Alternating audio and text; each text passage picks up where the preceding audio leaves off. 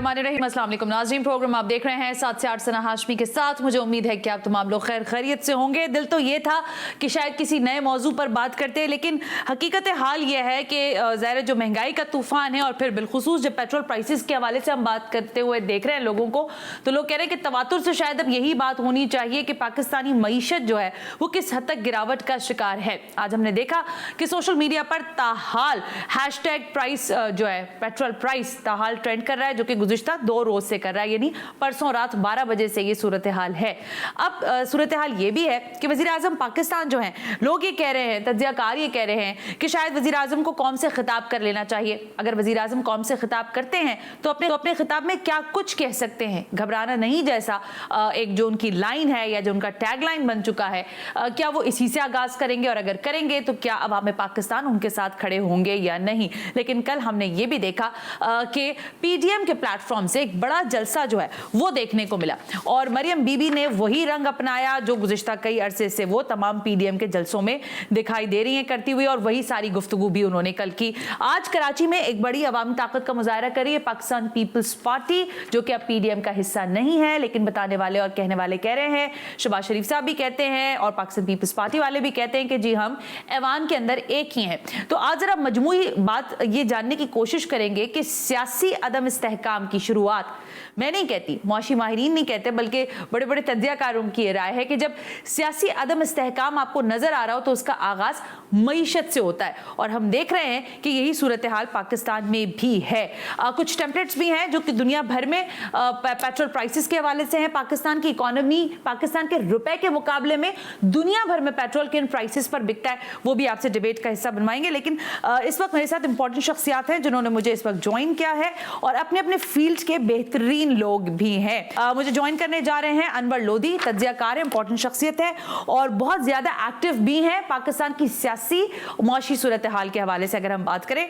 नज़ीर लगारी, तज्ज़ियाकार हैं, आप भी इंपॉर्टेंट शख्सियत हैं, किसी तारुफ के मोहताज नहीं है। नज़ीर लगारी साहब से जानेंगे कि सियासी अदम इस्तेहकाम क्या वाकई होता दिखाई दे भी रहा है या नहीं। मेहताब हैदर साहब, अगर हम बिजनेस की बात करें या बिजनेस रिपोर्टिंग की बात करें, पाकिस्तान में मईशत के आदाद शुमार की बात करें, तो मेहताब हैदर साहब का नाम भी किसी तारुफ का मोहताज नहीं है। मेहताब साहब, थैंक यू वेरी मच कि आपने भी वक्त दिया। तीनों शुरा का शुक्रिया अदा करते हुए हमारे जो नुमाइंदे खाबर हुसैन साहब, उनसे भी हमने कहा है कि जरा हमें जलसे में बताएं कि क्या कुछ सिचुएशन जो है डेवलप हो चुकी है, क्योंकि पाकिस्तान पीपल्स पार्टी आज पूरा जोर लगाएगी अवामी कुव्वत का मुजाहरा करते हुए। लेकिन मैं बात का आगाज अनवर लोधी साहब आपसे करना चाहती हूँ। फरमाइएगा कि ये बात किस हद तक दुरुस्त है, या आप इस बात की किस हद तक हक में है कि ये वो सिचुएशन आ गई है कि वज़ीर आज़म पाकिस्तान को कौम से खिताब करना चाहिए, और उनका खिताब आप समझते हैं किस नौयत का हो सकता है अगर हुआ तो? जी बहुत शुक्रिया सना हाशमी। मैं समझता हूँ कि इमरान खान जो इस वक्त ऑपोजिशन का प्रोपेगेंडा है और बाज़ जो हमारे मीडिया के लोग हैं वो इस तरह से पाकिस्तान की जो करंट महंगाई है उसको इस तरह से पेश कर रहे हैं जिस तरह की ये गवर्नमेंट ने जानबूझकर किया है। इसकी दस्तरस में था चीज़ों को बेहतर करना, लेकिन इसने किया नहीं। इसके कुछ मोटिव्स और हैं, लेकिन वो ये नहीं बता रहे कि पाकिस्तान की जो इकॉनमी है वो इंटरडिपेंडेंट है दूसरी इकॉनमी के साथ। पाकिस्तान एक हिस्सा है ग्लोबल इकॉनमी का। अगर दुनिया के किसी हिस्से में भी कुछ ऊंच नीच होती है मुआशरत के हवाले से, तो उसके असरात जो है वो पाकिस्तान पर भी पड़ते हैं।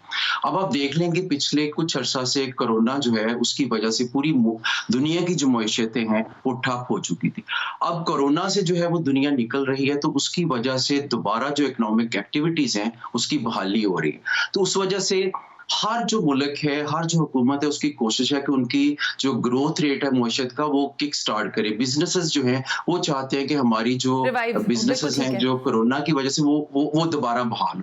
अब उसकी वजह से जो है वो ऑयल की कंजम्पशन बढ़ गई है, उसकी वजह से जो है वो डीजल की कंजम्पशन बढ़ गई है, उसकी वजह से जो कमोडिटीज है जिसमें गंदम है, चीनी है, दालें हैं, घी है, पाम ऑयल है, ये सारी की सारी कमोडिटीज जो है उनकी डिमांड पूरी दुनिया में बढ़ गई। अब एनर्जी सेक्टर जो है वो भी उससे मुबारा नहीं था। अभी आप देख लें कि कोयला जो 1 साल पहले जो फी यूनिट जो है वो $50 के करीब मिल रहा था, वो इस वक्त $250 के करीब जो है उसकी जो है वो कीमत पहुंच चुकी है। अब पाम ऑयल जो है पाकिस्तान, जो कि पाम ऑयल से लेके डीजल से लेके आपका जो पेट्रोल है उसको इंपोर्ट करता है, शैम्पूज, कॉस्मेटिक्स, कारें, सारा कुछ, चाय हम इंपोर्ट करते हैं। तो हमारा इन्हिसार जो बैरूनी दुनिया है उस पर बहुत ज्यादा है। क्योंकि दुनिया के अंदर जो है वो पिछले 1 साल के अंदर जो है, जब 1 साल पहले आप देख लें कि 37 बैरल था लीटर जो ऑयल था, वो इस वक्त दुगना हो चुका है, $80-85 तक जो है वो पहुंच चुका है। तो पाकिस्तान जो है वो उसमें डेफिनेटली उसके असरात आने थे, क्योंकि जो तजियाकार गलती करते हैं, जो अपोजिशन अवाम को नहीं बता रही, वो ये नहीं बता रही कि पाकिस्तान जो है वो ऑयल प्रोड्यूसिंग कंट्री नहीं है। 30% अपनी 30% मुल्क है। अनवर लोधी साहब, लगभग 30% जो है पाकिस्तान में पैदावार होती है, 70% तो हम सऊदी अरब और खलीजी ममालिक से लेते हैं, ऐसे ही है ना मेरा ख्याल है, बल्कि 70%। मैं इसी को कंटिन्यूएशन मैं इसी को कंटिन्यूएशन में जरा मेहताब साहब से भी पूछ लूं कि मेहताब साहब, अभी बड़ा तस्करा हो रहा है, अनवर लोधी साहब फरमा रहे हैं कि ज़ाहिर जब आप रिवाइव करते हैं चीज़ों को, जब ज़ाहिर कोविड था तो हमें ये बताया गया था, पाकिस्तान की अगर मैं बात कर लूं, ठीक है कि बहुत ज़्यादा इस वक्त जो है हुकूमत के लिए टफ टाइम है, लेकिन ये बताया गया कि मस्बत अशारिये हो गए हैं जी, और सारी चीज़ें जो हैं वो बड़ी असेंबलिंग के साथ चल रही हैं, लेकिन ये अचानक से धड़ाम तख्ता हो गया है। क्या वाकई इंटरनेशनल प्राइसेस का इतना बड़ा बर्डन जो है वो केटर करने की बात जो हमें दिखाई दे रही है, जो कि अब होना ही है? IMF ने भी आज आपको रिजेक्ट कर दिया मजीद कर्जा देने से, क्या रिपरकशंस होंगे आगे मुस्तकबिल में मेहताब साहब? देखें, बुनियादी तौर पे जो जहां तक ये बात कर रहे हैं कि इकॉनमी जो है वो पाकिस्तान की इकॉनमी ओवर हीटिंग का शिकार हो रही है, चूंकि आपकी इकॉनमी रिवाइव कर रही है, ठीक है, तो बेसिकली इस बात से मैं इत्तेफाक करता हूं। लेकिन जहां तक ये कह रहे हैं कि सारा का सारा हमारा जो डिपेंडेंस है वो इंपोर्ट पे है, तो उसकी वजह से प्राइसेस बढ़ रही हैं। देखिए, दो बातें हैं।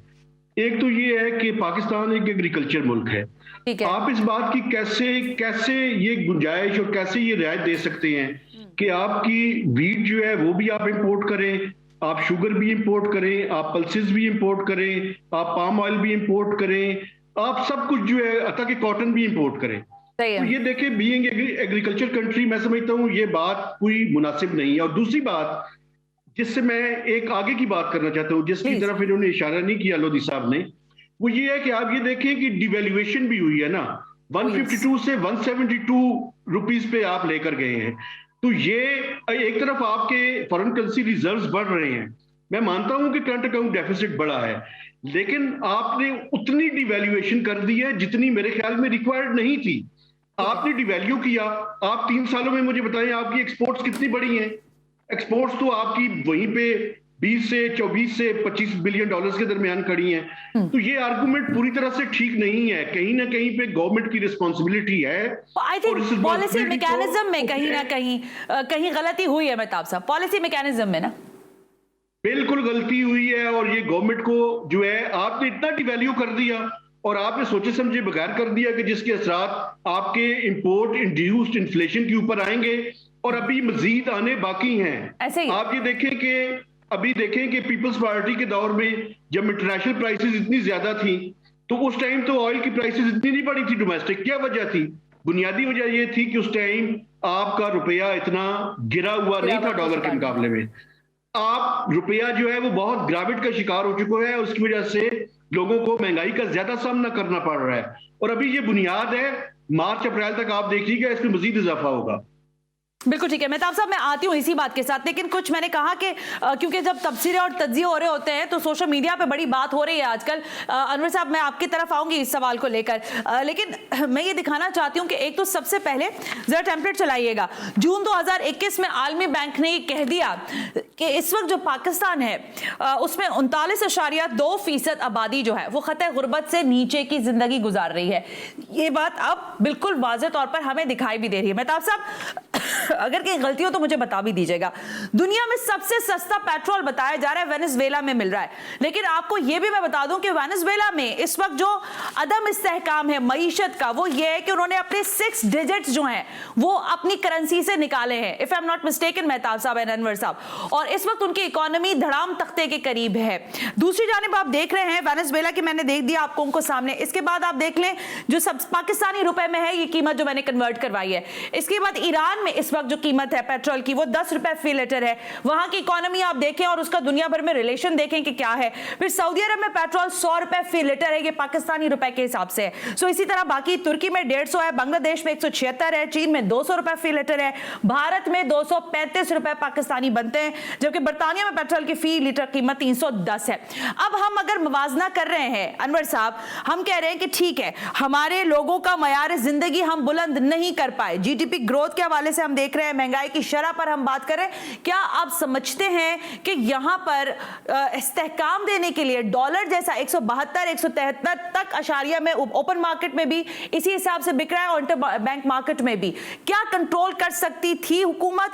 और बाज दफा तो वजीर आजम ने यह कहा मुझे पता ही नहीं होता कि डॉलर इतना महंगा हो गया। ये आपको लगता है कि एक्सक्यूज ठीक है हुकूमत की? जी, असल में दिखाने को तो ये बहुत अच्छा, ऑप्टिक्स के लिए तो बहुत अच्छा है कि आपका जो करेंसी है वो मजबूत है, लेकिन ये लाजमी गारंटी नहीं होती कि अगर आपकी करेंसी मजबूत है तो आपकी मईशत भी मजबूत होगी। अब देखिए जापान जो है डॉलर के मुकाबले में उसकी करेंसी तो कुछ भी नहीं है, लेकिन फिर भी वो बड़ा ताकतवर मुल्क शुमार होता है। ये करेंसी जो है वो किसी का लाजमी गारंटी नहीं होती कि उसकी मईशत जो है वो बेहतर हो जाएगी, और उसका इम्पैक्ट एक ये भी होता है कि अगर आपकी करेंसी ओवर वैल्यूड हो जाए तो उसके नतीजे में आपकी जो एक्सपोर्ट्स हैं उस पे जो है वो जद पहुंचती है। आप देख लें कि साहब डॉलर जो है, साहब डॉट साहब सॉरी, उन्होंने इतने डॉलर्स फेंके मार्केट के अंदर, कर्जा ले लेके अरबों डॉलर फेंके, उसका नतीजा क्या था सबके सामने है। ठीक है उन्होंने डॉलर की प्राइस को कंट्रोल किया, लेकिन जो पीपल्स पार्टी 24 अरब डॉलर पे एक्सपोर्ट छोड़ के गई थी, जब नून लीग की गवर्नमेंट खत्म हुई तो उस डॉलर को हमने चाटना था कि वो एक्सपोर्ट हमारी जो है वो 20 अरब डॉलर पे रहेगी। अभी मुहताज साहब कह रहे थे कि जो हमारा एक ज़राई मुल्क है, बहुत सी और भी पॉलिसीज में गलती होंगी, उन्होंने ठीक पॉइंट आउट किया, लेकिन उन्होंने मलबा मेरा ख्याल है कुछ बिलवास्ता तौर पे इस हुकूमत पे डालने की कोशिश की है। लेकिन ये मैं बता दूं कि हम ज़राई मुल्क जो है, मैं भी पढ़ता रहा हूँ, सना साहब आप भी पढ़ती रही हैं कि पाकिस्तान एक ज़राई मुल्क है, लेकिन हाल ये देखें कि पाकिस्तान का जो काबिल काश्त ज़राई रकबा जो है, ज़राई रकबा जिसको हम कहते हैं, जिसपे फसलें काश्त की जा सकती हैं, वो 23 करोड़ के करीब है, 23 करोड़ एकड़ के करीब, और उसमें जो काबिल काश्त है सिर्फ 5 करोड़ जो है एकड़ काबिल काश्त है। पिछली जो 30 साल में पीपल्स पार्टी और नून लीग की जो गवर्नमेंट्स थी उनको देखना चाहिए था कि उन्होंने हमारी जो एक ज़राई मुल्क के होते हुए पैदावार क्यों नहीं बढ़ाई, जो काबिल काश्त रकबा है वो 5 करोड़ एकड़ से मजीद उसको आगे क्यों नहीं किया, उसकी तरफ उन्होंने कोई तवज्जो नहीं दी। इस गवर्नमेंट का जो बुनियादी फर्क है दूसरी गवर्नमेंट से वो ये है कि it plans for the long time. It doesn't recourse to short-term planning at all. पिछली गवर्नमेंट जो थी नवाज शरीफ साहब और पीपल्स पार्टी की, वो ये देखते थे कि इलेक्शन कैसे जीतना है, इलेक्शन जीतने के लिए उनके पास गिमिक्स होते थे। उन्होंने इकोनॉमी को रिवाइव करने का नहीं सोचा, इकोनॉमी को स्टेबल करने का नहीं सोचा, उन्होंने आपको लग रहा है अनवर साहब आपको लगता है कि मौजूदा हुकूमत रिवाइव करने की पॉलिसी अपना रही है? तो इसी को डिबेट कर लेते हैं मेहताब साहब से। मेहताब साहब मुझे पता है आपने कुछ कहना है, 1 मिनट मुझे दीजिएगा, मुझे पता है आपने कहना है। सर मुझे मेरे नुमाइंदे जो है खावर हुसैन, उन्होंने भी ज्वाइन कर लिया, क्योंकि आज बहुत कुछ कहने की तैयारी पाकिस्तान पीपल्स पार्टी ने कराची में की है, जिना ग्राउंड के अंदर, और पंडाल पूरी तरह सज चुका है। क्या अगराज़ व मकासद है आज के जलसे के? क्योंकि हमें पता है कि बरसी है 18 अक्टूबर के हवाले से उन शोहदा को याद किया जा रहा है, लेकिन खावर हुसैन साहब फरमाइएगा कि पाकिस्तान पीपल्स पार्टी ने आज का दिन रखा है, क्या आज उनके अगराज़ व मकासद है हुकूमत को टफ टाइम देने के लिए, और देना भी है कि नहीं? सना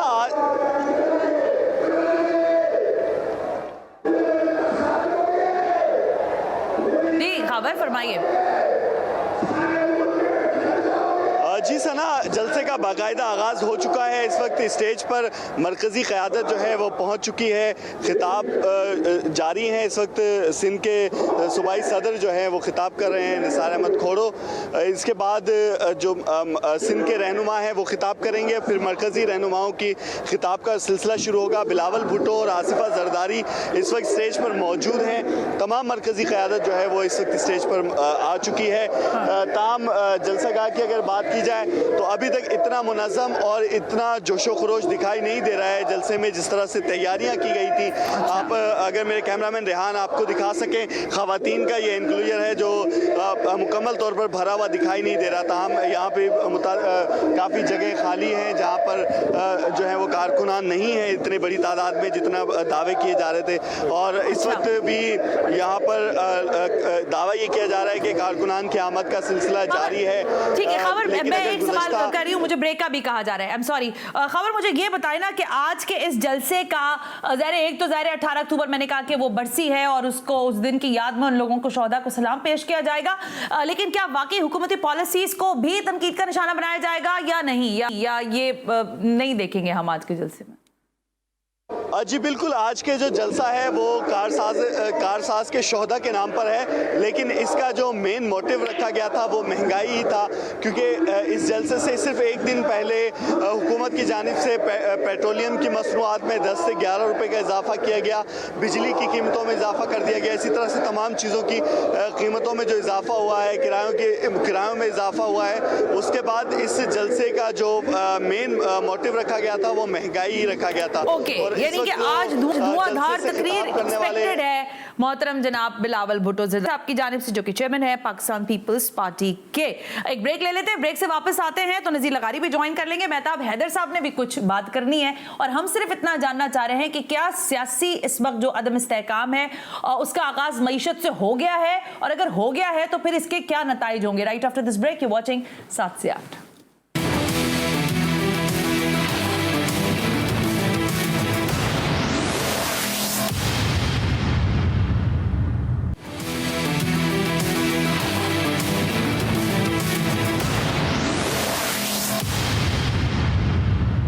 वेलकम बैक नाज़रीन, हम ब्रेक पर थे और ब्रेक के दौरान मुझे ज्वाइन कर लिया है नज़ीर लगारी साहब ने, इंपॉर्टेंट शख्सियत हैं, तज्जियाकार हैं। नज़ीर लगारी साहब, आज फवाद चौधरी साहब ये फरमा रहे थे कि देखिए सारा मुल्क हम सब्सिडी पर नहीं चला सकते, और अगर आपकी ऐसी ख्वाहिश है तो ये ख्वाहिशात भी आप अपने ख्वाबों में पूरी करें, क्योंकि मुल्क में इस वक्त इतनी खपत की ज़रूरत पड़ती जा रही है, इसलिए तलब और रसद का तवाज़ुन आलमी मंडी में बिगड़ा है तो उसका असर पाकिस्तान पर भी पड़ेगा, इसलिए आप लोगों को महंगाई पर प्रोपेगेंडा करने की ज़रूरत नहीं है, ये कहा है। तो आप इसको कैसे देखते हैं बयान को?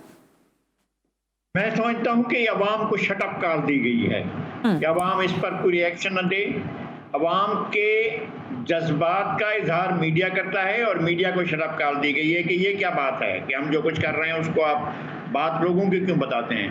हम ये बता रहे हैं कि ये जो कह रहे हैं कि पेट्रोल की कीमतें आलमी मंडी में तारीख की बुलंद तरीन सतह पर हैं, ये बात सरासर गलत और झूठ है, क्योंकि जरदारी दौर में आलमी मंडी में तेल की कीमतें $109 फी बैरल और $113 फी बैरल तक गई थी, और इस वक्त आलमी मंडी में पेट्रोल की कीमतें 82 से 84 बिलियन डॉलर का। मेहताब साहब, एक सवाल आपकी जाने पे लेकर आती हूँ, फिर उसी को कंटिन्यूएशन में अनवर लोधी और नज़ीर लगारी साहब से भी पूछ लेंगे।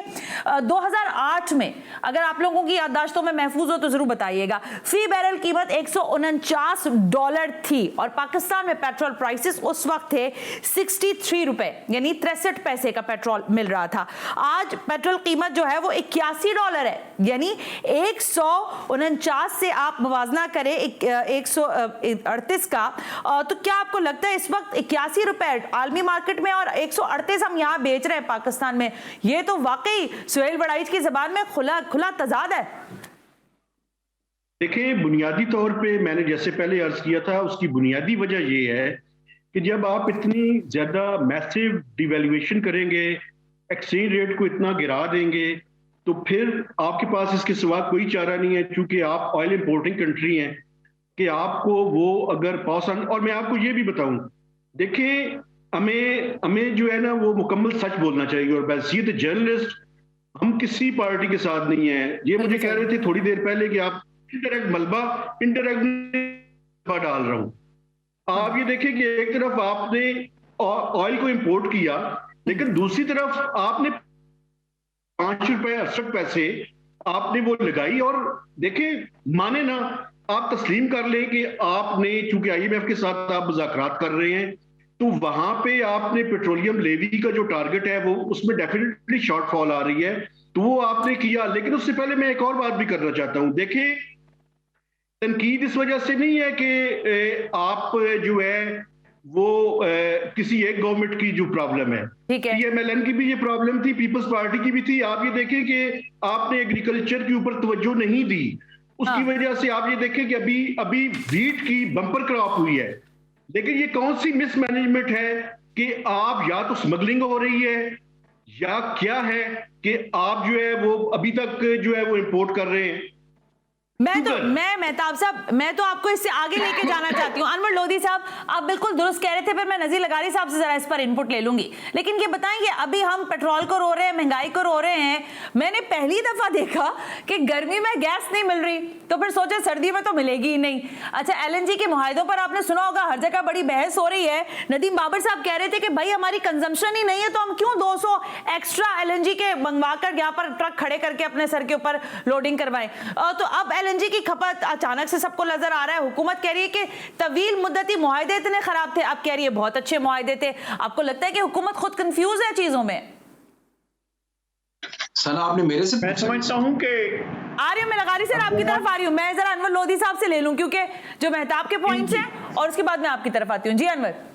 अच्छा, मैं ये समझ रहा हूँ कि इस वक्त जो बैशिंग हो रही है गवर्नमेंट की, मैं ये नहीं कहता कि ये बिल्कुल गवर्नमेंट की हर पॉलिसी ठीक है। इसमें भी बड़ी कमियां हैं, कोताहियां हैं, और जो है इस पे बहुत तनकीद हो सकती है, इसकी इनकॉम्पिटेंस भी बहुत तनकीद हो सकती है। लेकिन जो उसके पॉजिटिव पॉइंट है, अगर आप मुझे मौका दें तो थोड़े से मैं बयान कर दूं, ताकि जो अवाम है वो भी कोई बैलेंस थोड़ा सा व्यू जो है ना वो बना लें। I am allowed? जी सर, श्योर, प्लीज। जी। तो इस गवर्नमेंट ने जो है, जहां पे ये देखें कि पेट्रोल की जो इसकी बात हो रही थी, तो उसने, इस गवर्नमेंट ने जो है सारा बर्डन अवाम पे नहीं डाला। अभी देखेंगे पिछले एक हफ्ते में जो है वो तकरीबन जो है वो 12% के करीब जो है वो पेट्रोल की प्राइसेस आलमी मार्केट में बढ़ी है। इस गवर्नमेंट ने जो है सिर्फ 8% जो है ना वो उसमें इजाफा किया है, 12% नहीं किया। बाकी 4% जो है वो अब्जॉर्ब कर लिए। अब इसके अलावा जो लेवी थी वो 30 रुपए से कम करके जो है वो 6-7 रुपए पे लिया है। जो सेल्स टैक्स जो है वो 17 पे था, वो 6.8 पे था। तो ये नहीं है कि ये गवर्नमेंट जो बिल्कुल एहसास नहीं कर रही। अभी मैं आपको बताता हूँ कि इनकी नजर में ये भी है कि इसका बोझ जो अवाम पे है, जो हमारा महरूम तबका है, जो गरीब तबका है, उसके लिए भी जो है, उसको लिए भी इन्होंने सेफ्टी नेट रखा हुआ है। वो मैं थोड़ा सा बता देता हूँ। यूटिलिटी स्टोर जो है उसको जो नून लीग की गवर्नमेंट थी उसने सिर्फ 85 करोड़ रुपया जो सब्सिडी दी थी गरीबों के लिए। इस गवर्नमेंट ने जो 24 अरब जो है वो रखा है। इसके अलावा इन्होंने जो है वो 1,20,00,000 खानदानों के लिए जो है वो राशन कार्ड का जो है वो सिलसिला शुरू किया है, जिसके जरिए जो है वो दालें, घी वगैरह जो है उसकी जो है वो सस्ते दामों पे जो है वो आवाम को मिलेंगी। घी की प्राइसेस की बात हो रही थी, तो उसके हवाले से वज़ीर आज़म साहब जो है वो मैं देख रहा था कि उन्होंने हुक्म दिया है कि FBR को कहा है कि आप जो टैक्सेस हैं पाम ऑयल पे, उसकी जो इम्पोर्ट पे, उसको कम कर दें। तो उनकी बातचीत चल रही है उनके साथ जो घी मालकान है, तो उसके नतीजे में भी जो है वो मैं आपकी बातों को चलेंगे, मैं तो आपकी बात सुन रही हूँ, मेरे बाकी पैनलिस्ट भी सुन रहे हैं, शायद आप भी। हाँ मेहताब साहब फरमाएं। मेहताब साहब, अभी कम होगी, अभी आइंदा दिनों में कम होगी। एक रिक्वेस्ट मैं करना चाहता हूँ, मिनिस्ट्री ऑफ फाइनेंस ने $85 पर बैरल के हिसाब से 12% का कहा है, और ये टाइम लैग होता है सर। ये 2 महीने पहले या 1.5 महीना पहले ये ऑयल आया था, उस टाइम $76 पर बैरल प्राइस थी। तो इसलिए मैं समझता हूँ हकायक हमें लोगों के सामने रखने चाहिए। बिल्कुल ठीक है। नज़ीर लगारी साहब, आपसे मेरा सवाल बड़ा सादा सा है, और शायद अवाम पाकिस्तान का भी अब यही सवाल है कि आप हमें ये बता दें कि इस वक्त जो सिचुएशन आपके सामने डेवलप हो गई है, यानी इनबैलेंस सिचुएशन है ना, एक जानिब हुकूमत के अपने दावे और दलीलें हैं, दूसरी जानिब अपोजिशन के अपने दावे और दलीलें हैं, लेकिन अवाम जो है वो पिस रही है। ऑप्शंस क्या है अवाम के पास या फिर हुकूमत के पास? एक तो ये कि अवाम का रिएक्शन होता है दुनिया भर के ममालिक में, पाकिस्तान के अलावा दीगर ममालिक में भी, जब कोई ऐसे वाक़यात होते हाँ हैं, जी। जब हुकूमतें धोखाधड़ी करती हैं या हुकूमतें लोगों के परसेप्शन के बरअक्स अपना एक ढकोसला दे रही होती हैं, जब उन्होंने अवाम के साथ धोखाधड़ी करनी है, अवाम की आंखों में धूल झोंकनी होती है, तो फिर अवाम इस पर रिएक्ट करते हैं। दुनिया भर में ऐसा होता है कि अवाम सड़कों पर आते हैं, एहतजाज करते हैं और ऐसा एहतजाज करते हैं कि हुकूमतों की चूलें हिल जाती हैं। लेकिन यहाँ पर हुकूमत और अपोजिशन में दोनों एक ही पेज पर हैं। वो अपोजिशन रिएक्शन करने के, सिर्फ जलसे करने के मूड में है और जलसे हो रहे हैं, लेकिन हुकूमत को टफ टाइम देने के जो उनके पास वाज़े सूरत हाल मौजूद थी कि ऐसा कर सकते थे और हुकूमत के लिए मुश्किल पैदा कर सकते थे, हुकूमत को घर जाना पड़ सकता था। ये हो रहा इस साल के आगाज में 2-3 महीने ऐसे थे जब लग रहा था कि ये कहीं, लेकिन इनको ये भी नजर आ रहा था कि आगे जो सूरत हाल पैदा होने वाली है उसको उठाएगा कौन, और उसके बारे में फिर इन्होंने कहना शुरू किया हम चाहते हैं कि हुकूमत अपनी मुद्दत पूरी करे।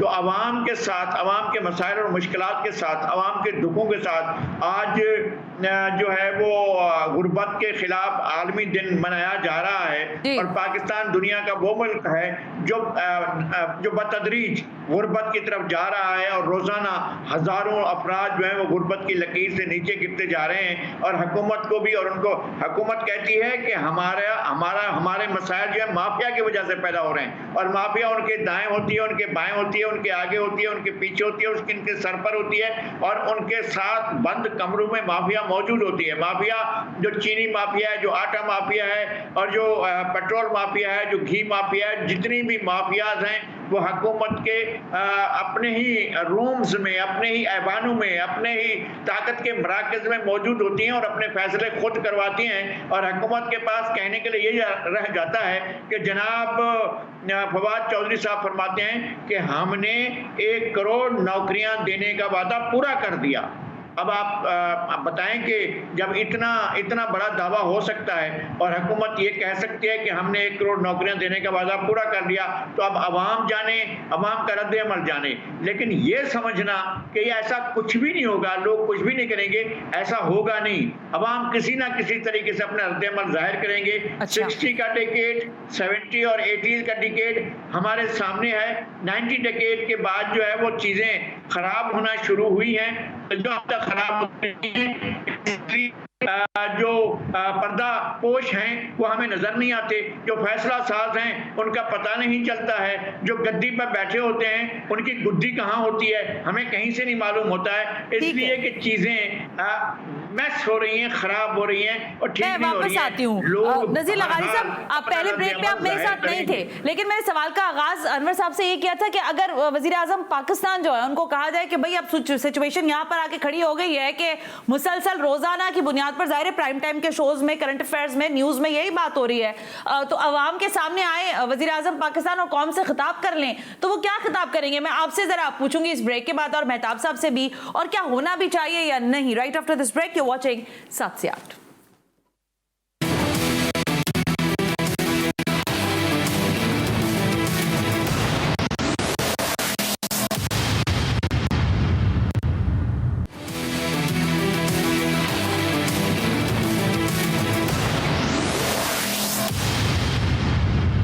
वेलकम बैक नाज़रीन, हम ब्रेक पर थे और ब्रेक पे जाते हुए मैंने कहा आप लोगों से प्रोग्राम में भी आगाज में कि IMF ने तो अब मजीद डू मोर का कह दिया है।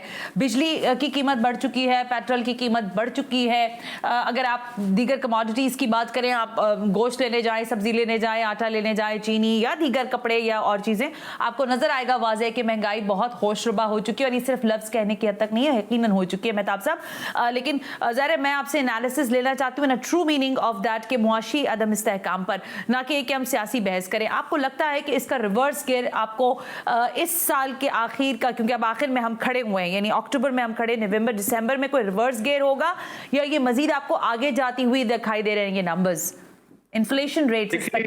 जी देखिए, IMF और वर्ल्ड बैंक की भी जो प्रोजेक्शन है, खासकर वर्ल्ड बैंक की, वो ये कह रहे हैं कि इंटरनेशनली जो प्राइसेस हैं वो हायर साइड पे रहेंगी, लेकिन बजाय इसके कि उसको इफेक्टिवली पाकिस्तान में उसका कोई हम तोड़ पेश करते, जैसे कि अभी थोड़ी देर पहले ये एहसास प्रोग्राम के बारे में बात कर रहे थे कि टारगेटेड सब्सिडीज के हवाले से जी सर।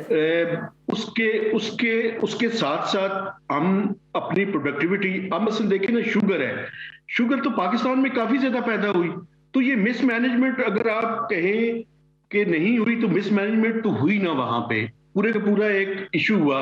वीट तो खुद वज़ीर आज़म ने एडमिट किया। मेहताब साहब आप क्या बात कर रहे हैं, उन्होंने कहा कि कार्टल्स मौजूद हैं और उनके ऊपर उन्होंने इंक्वायरीज बिठाई, उन्होंने तो खुद एडमिट किया कि यहाँ पे होता है ऐसा। लेकिन प्राइसेस कम नहीं करवा सके ना। मेरा इशू ये नहीं है कि आप इंक्वायरीज बिठाएं और आप उनको लटकाएं ना। आप बातें तो करते थे कि हम ये कर देंगे वो कर देंगे। मुझे बताएं डोमेस्टिक प्राइस कितनी कम हुई है? गवर्नमेंट 3 दफा नोटिफिकेशन कर चुकी है कि 90 रुपीस की मिलेगी, अब 110 रुपए से कम कहीं भी नहीं मिल रही। तो बुनियादी तौर पे आप अपनी भी देखें ना, रेट ऑफ द स्टेट को जो है वो चैलेंज कर रहे हैं। और आप देखें what I am getting with you कि आप ये कहना चाह रहे हैं कि हम देखिए इंटरनेशनल आलमी दुनिया या वर्ल्ड बैंक की रिपोर्ट्स ये सब ये तो कह रही है कि ज़ाहिर है आपने महंगाई में अब आगे ही बढ़ना है, लेकिन आपकी पॉलिसी अगर दुरुस्त होंगी तो आप सस्टेन कर पाएंगे चीजों पे, आप ये कहना चाहते हैं? बिल्कुल आप ठीक कह रही हैं। बुनियादी तौर पे ये हुकूमत ऐसी स्टेज पे जा चुकी है और IMF के प्रोग्राम के ऐसे स्टेज में है जहां पे पॉलिसी प्रिस्क्रिप्शन में इनके पास ज्यादा ऑप्शंस नहीं है। मार्च अप्रैल तक इन्फ्लेशन कम होती हुई नजर नहीं आ रही। ओके मेहताब साहब, इसी पे अनवर साहब देखिए, पाकिस्तान के जो बेस्ट लोग थे जिनको ज़ाहिर आप भी जानते मानते हैं, शब्बर ज़ैदी साहब का नाम लें, शौकत तरीन साहब का नाम लें, असद उमर साहब का नाम लें, नदीम बाबर साहब का, और नाम लेते रहे आप मिनिस्ट्रीज के जो आते रहे वजारत खजाना के ओहदों पर भी, तवानाई के मिनिस्ट्रीज को भी होल्ड करते रहे। बेस्ट लोगों को पाकिस्तान तहरीक इंसाफ ने आजमाया, लेकिन आजमाइश शर्त के बाद बार बार फरमाइश वाली बात कही नहीं थी। यानी किसी ने फरमाइश नहीं की कि इन्हीं को लगा के रखें जी बड़ा अच्छा काम हो रहा है। तो आपको लगता है कि कोई रिवर्स गेयर होगा महंगाई के मामले पर पाकिस्तान तहरीक इंसाफ की हुकूमत में? मैं आई एम वेरी होपफुल। और ये जो कुछ सिनारियो ऐसा पेश किया जा रहा है सियासतदानों की जानब से, शायद पाकिस्तान के लिए अब डूम्सडे आ गया है और इसके हालात में कोई बेहतरी नहीं होगी, मैं इससे बिल्कुल एग्री नहीं करता। अभी IMF की रिपोर्ट अब जो उन्होंने प्रेडिक्शंस की हैं उसके मुताबिक जो है पाकिस्तान में इस साल जो एवरेज है इन्फ्लेशन वो 8.5 रहेगी। एम्प्लॉयमेंट के हवाले से जो उन्होंने कहा कि बेरोजगारी की शरह जो करंटली 5% है वो कम होके जो है 4.8 आ जाएगी, यानी जॉब्स जो है वो मजीद लोग जो है ना उनको मिलेंगी। इसके अलावा जो है ग्रोथ रेट के हवाले से जो है उन्होंने IMF के ये फिगर्स हैं कि 4% रहेगी, जबकि जो हमारे सरकारी जराए हैं वो ये कह रहे हैं कि 5% जो है उसको क्रॉस कर जाएगी। तो आई एम क्वाइट होपफुल। और उसकी वजह ये है कि इस गवर्नमेंट ने, जो मैंने पहले शुरू में भी कहा कि ये गवर्नमेंट जो है लॉन्ग टर्म सोचती है, ये शॉर्ट टर्म नहीं सोच रही। वज़ीर आज़म इमरान खान साहब जो है इन पे आप बहुत उनकी नाअहलियत पे या टाइम पे डिलीवर ना करने के हवाले से तनकीद कर सकते हैं, लेकिन ये तनकीद नहीं कर सकते कि उनकी इंटेंशन अच्छी नहीं है। मैं थोड़ा सा बता दूं, लेकिन सियासत हो और फिर इख्तिदार हो तो इसमें तो टाइमिंग ही तो मीट करनी होती है। टाइम पे काम नहीं किया तो फिर क्या किया? फिर ये असल जो लानतान होती है सारे लोगों पे वो यही तो होती है कि टाइम पे काम करना था। भाई आप LNG के आपने नहीं मंगवाए, टेंडर्स नहीं किए उस टाइम पर, आपको अब महंगे करने पड़ के खरीदने पड़ेंगे। पेट्रोल आपने, जब आपके पास रिजर्व ही नहीं है पेट्रोल के लिए, दुनिया भर में रिजर्व थे, उन्होंने अपनी तरीके से खरीदारी की। लेकिन एक जानिब ये बिल्कुल दुरुस्त बात है कि तलब और रसद का तवाजुन बहरहाल उतार चढ़ाव का शिकार है। नजीर लगारी साहब मुझे फरमाइएगा कि अगर वजीर आजम पाकिस्तान कल कौम से खिताब का इंदिया दे देते हैं तो अवाम पाकिस्तान से वजीर आजम पाकिस्तान क्या सुनना चाहती है? देखिए, अवाम तो कुछ भी सुनना चाहते हैं। अवाम सुनना चाहते हैं कोई रिलीफ मिलेगी, लेकिन उनके पास कहने के लिए एक बात है, वो ये कहेंगे कि मेरे पाकिस्तानियों घबराना नहीं है, वो ये कहेंगे। और उसके बाद चीज़ों की कीमतें फिर बढ़ेंगी, मसाइल फिर बढ़ेंगे, भूख और अफलास फिर बढ़ेगी, नादारी फिर बढ़ेगी, लोगों को कुछ नहीं मिलेगा। और ये ना तजर्बाकार लोगों की हुकूमत है जो पाकिस्तान के किसी भी सेक्टर पर कोई कमान नहीं रखते, ना इंडस्ट्रियल सेक्टर पर, ना सर्विसेज सेक्टर पर, ना एग्रीकल्चर के सेक्टर के ऊपर, ना किसी इंडस्ट्री के सेक्टर के ऊपर, किसी तरफ भी, ना बिजनेस सेक्टर पर, कहीं भी इनकी कमान नहीं है। और कहीं भी इनकी नौ हौ नहीं है। और ये जाकर मिन्नतें करके हफीज शेख को ले आते हैं, जाकर जो है वो शौकत तरीन को ले आते हैं, जाकर किसी और को ले आते हैं, और फिर मालूम होता है कोई कह देता है इनकी इकानमी यार इनकी वजह से मसाइल पैदा हो रहे हैं, फिर इनको छुट्टी कर देते हैं और फिर किसी लाए के शिकार करते हैं। तो ये ना तजर्बाकार लोगों के हाथ में पाकिस्तान आ गया है, और इसके हालात बेहतर होने के लिए हम सिर्फ ये कर सकते हैं कि इस तब्दीली को कहीं ना कहीं रोक लिया जाए। ओके, रोक सको तो रोक लो, तब्दीली आ ही रहे, क्योंकि इस तब्दीली से वाकई लोग परेशान हो गए हैं। बहुत बहुत शुक्रिया नज़ीर लगारी साहब, thank you very much. Anwar Lodhi तज्जियाकार हमारे साथ मौजूद है। मेहताब हैदर साहब, बहुत बहुत शुक्रिया आपका भी, आप भी तज्जिया दे रहे थे। पाकिस्तान में बढ़ती हुई महंगाई, अफरात ज़र, बेरोजगारी, खतरे गुर्बत से नीचे जिंदगी, ये वो हकाइक हैं जिस पर इस वक्त पाकिस्तान खड़ा है। कब तक सस्टेन करेगा? हुकूमती पॉलिसीज क्यों नहीं रिव्यू हो रही और क्यों नहीं सही और दुरुस्त सिमत की जानिब आगे बढ़ रही? शायद ये सोचना इस वक्त पाकिस्तान तहरीक इंसाफ की हुकूमत की अव्वलीन तरजीह होनी चाहिए। आज के प्रोग्राम से सना हाशमी को इजाजत दीजिए। अल्लाह हाफिज।